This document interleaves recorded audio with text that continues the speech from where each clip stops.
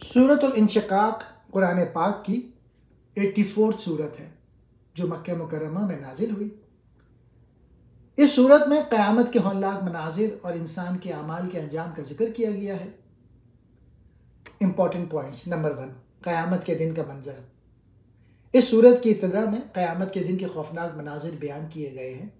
اللہ تعالیٰ فرماتے ہیں کہ اس دن آسمان پھٹ جائے گا اور اپنے رب کے حکم کے مطابق بدل جائے گا۔ زمین پھیل جائے گی اور اپنے اندر کے تمام راز، مردے اور خزانے باہر نکال دے گی۔ تیسرا، زمین اللہ کے حکم کے مطابق ہر چیز کا حساب لے گی۔ دوسرا پوائنٹ، انسان کا حساب کتاب۔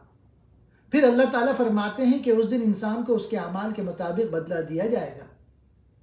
جو لوگ دنیا میں نیک اعمال کریں گے انہیں آسان حساب دیا جائے گا اور وہ جنت کی نعمتوں میں خوش ہوں گے، لیکن جو لوگ اللہ کو بھول گئے اور گناہوں میں پڑے رہے وہ افسوس اور شرمندگی کا سامنا کریں گے اور انہیں جہنم میں بھیجا جائے گا۔ تیسرا پوائنٹ، نصیحت اور تنبیہ۔ اللہ تعالیٰ یاد دلاتے ہیں کہ انسان کو دنیا میں مہلت دی گئی ہے تاکہ وہ اپنے اعمال درست کرے۔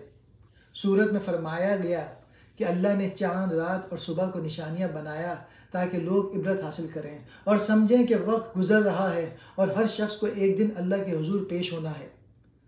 چوتھا پوائنٹ، آخری انجام۔